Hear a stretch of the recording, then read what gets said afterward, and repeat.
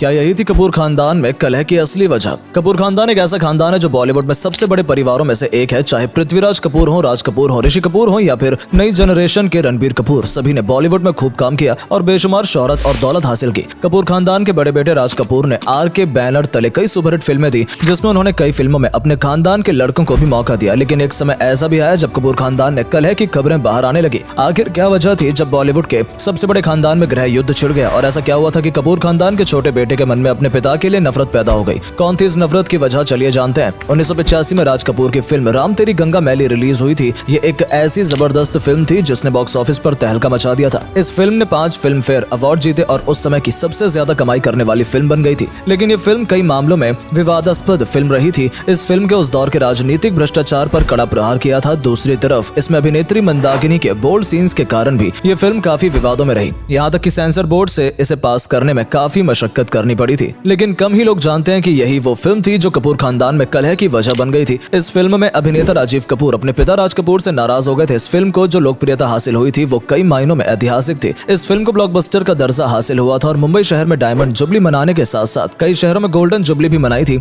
हालांकि 1980 के दशक में कई सुपरहिट फिल्में रिलीज हुई थी जिसमें क्रांति और मैंने प्यार किया शामिल थी। लेकिन राम तेरी गंगा मैली को ही दशक की सबसे लोकप्रिय फिल्म का दर्जा मिला था। मशहूर अमेरिकी विश्लेषक फिलिप के अनुसार ये फिल्म एक ऐसा रूपक थी जिसमें शास्त्रीय और पौराणिक कथाओं को आधार बनाकर राजनीतिक और सामाजिक मान्यताओं का संश्लेषण किया था। इस फिल्म ने पुराने जमाने की कई रूढ़िवादी विचारों को तोड़ दिया था। उनके मुताबिक फिल्म में जहां राजनेता और पूंजीपतियों के भ्रष्टाचार की निंदा थी, वहीं उस वक्त के प्रधानमंत्री राजीव गांधी की पर्यावरण से जुड़ी पहल का समर्थन भी किया गया था। फिल्म का कथानक मशहूर कवि कालिदास की ऐतिहासिक कृति अभिज्ञान शाकुंतलम से लिया गया था। फिल्म फेयर अवार्ड में इस फिल्म ने उस साल की बेस्ट फिल्म का पुरस्कार तो जीता ही था। राज कपूर साहब को इसके लिए बेस्ट डायरेक्टर और बेस्ट फिल्म एडिटर के अवार्ड भी दिए गए थे। फिल्म का संगीत बेहद ही जोरदार था और उसके संगीतकार रविंद्र जैन को बेस्ट म्यूजिक डायरेक्टर का अवार्ड दिया गया था। फिल्म के मनमोहन दृश्य और सेट के लिए फिल्म के आर्ट डायरेक्टर सुरेश सावंत को भी फिल्म फेयर अवार्ड से नवाजा गया था। लेकिन कम ही लोग जानते हैं कि इस फिल्म के बाद राज कपूर और उनके बेटे राजीव कपूर के बीच अनबन शुरू हो गई थी। राजीव ने इस फिल्म के हीरो का रोल अदा किया था, लेकिन इसकी कहानी ऐसी थी जिसमें हीरो के लिए कुछ अभिनय कौशल दिखाने का अवसर ही नहीं था। फिल्म राम तेरी गंगा मैली का सारा क्रेडिट मंदाकिनी की झोली में चला गया और डायरेक्टर राज कपूर बाकी का श्रेय ले गए। इस फिल्म से मंदाकिनी खूब चर्चित हो गई थी, लेकिन राजीव कपूर यहीं के यहीं रह गए। कहते हैं कि यही फिल्म कपूर खानदान में कलह का कारण बन गई थी। लेखिका मधु जैन की किताब उन्होंने कपूर फैमिली के अंदर की बात को उजागर करते हुए लिखा है, राजीव कपूर फिल्म में उनका किरदार कमजोर किए जाने के लिए अपने पिता और डायरेक्टर राज कपूर को जिम्मेदार मानते थे। राम तेरी गंगा मैली के हिट होने से मंदाकिनी तो रातों रात स्टार बन गई थी, लेकिन राजीव कपूर को उसका कोई भी फायदा नहीं मिला।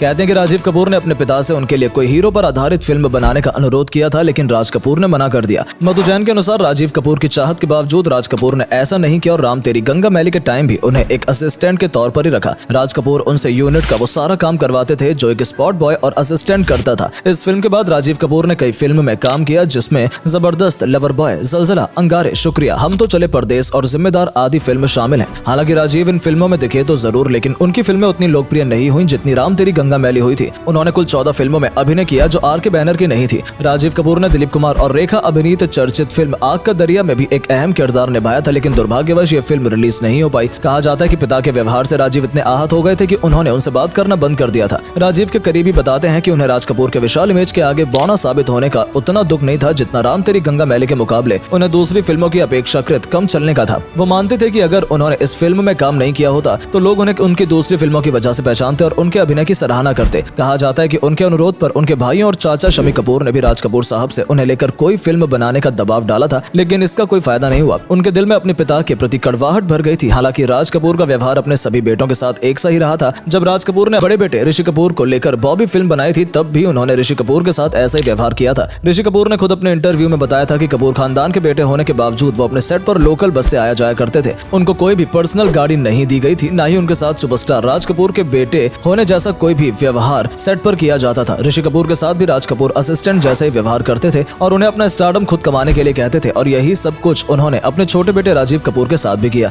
लेकिन राजीव को यह बात खलती रही और अपने मन में उन्होंने अपने पिता के लिए कड़वाहट और नफरत भर ली जो कि कभी भी खत्म नहीं हो पाई। बताया जाता है कि राम तेरी गंगा मैली फिल्म में जानते समझते हुए ऐसे दृश्यों को डाला गया था जिससे कि जनता को आकर्षित किया जा सके। मंदाकिनी का सफेद साड़ी पहनकर झरने के नीचे नहाना, मंदाकिनी और राजीव के इंटीमेट सीन और कुछ ऐसे डायलॉग जो लोगों को थिएटर तक खींच लाएं और राज कपूर की फिल्म को सफल करने की प्लानिंग सक्सेसफुल साबित हुई। हालांकि फिल्म के सफल होने के बाद भी इसका फायदा राजीव कपूर के करियर को नहीं मिल पाया और यही वजह रही कि राजीव उसके लिए अपने पिता को जिम्मेदार ठहराते रहे। इसके बाद भी राजीव कपूर ने कई फिल्मों में काम किया, लेकिन अपनी अभिनय की क्षमता को पर्दे पर निखार कर नहीं ला पाए। राजीव को जिंदगी भर यही लगता रहा कि उनका करियर उनके पिता की वजह से खराब हुआ, और अगर उन्होंने राम तेरी गंगा मैली में काम नहीं किया होता तो शायद उनका करियर आज कहीं और होता। राजीव कपूर के भाई ऋषि कपूर और रणधीर कपूर जितने सफल हुए थे, राजीव फिल्मों में उतने सफल नहीं हो पाए, और इस बात की कसक हमेशा उनके मन में रही। उनके बड़े भाई ऋषि कपूर एक सुपरस्टार की तरह उभर कर सामने आए थे, और रणधीर कपूर ने भी अच्छा खासा काम किया था, लेकिन तीनों ही भाई में राजीव कपूर सबसे कम प्रचलित थे और सबसे कम फिल्में करने वाले भाई बने। लेकिन पिता के निधन के बाद उनकी शुरू की गई फिल्म हीना को उन्होंने बतौर प्रोड्यूसर सन 1991 में पूरा किया। इस फिल्म को उनके बड़े भाई रणधीर कपूर ने निर्देशित किया था। इसके बाद उन्होंने प्रेम ग्रंथ का भी निर्देशन किया था, जो 1996 में रिलीज हुई थी। इस फिल्म में उनके बड़े भाई ऋषि कपूर और माधुरी दीक्षित जैसे कलाकार मुख्य भूमिका में थे। हालांकि इसके बावजूद ये फिल्म दर्शकों का ध्यान नहीं खींच पाई और ये फिल्म फ्लॉप साबित हुई। राजीव कपूर अक्सर तनाव में रहते थे और यही वजह रही कि उनका वैवाहिक जीवन भी लंबा नहीं चल पाया। उन्होंने अमेरिका में पली बड़ी आर्किटेक्ट आरती सबरवाल से अपने 2 साल चले अफेयर के बाद 2001 में शादी कर ली थी, और 2 साल बाद ही 2003 में दोनों का तलाक हो गया और दोनों अलग हो गए। राजीव कपूर ने सन 2019-20 के अनुसार तुलसीदास जूनियर में काम किया था, जिसमें संजय दत्त और आशुतोष गोंवरिकर भी मौजूद थे। कहा जा रहा था कि इस फिल्म में राजीव फिल्मों में कमबैक करेंगे, लेकिन उनका यह सपना भी अधूरा रह गया क्योंकि 2020 में उनका हार्ट अटैक की वजह से निधन हो गया और इस तरह से उनकी जिंदगी का अंत हो गया।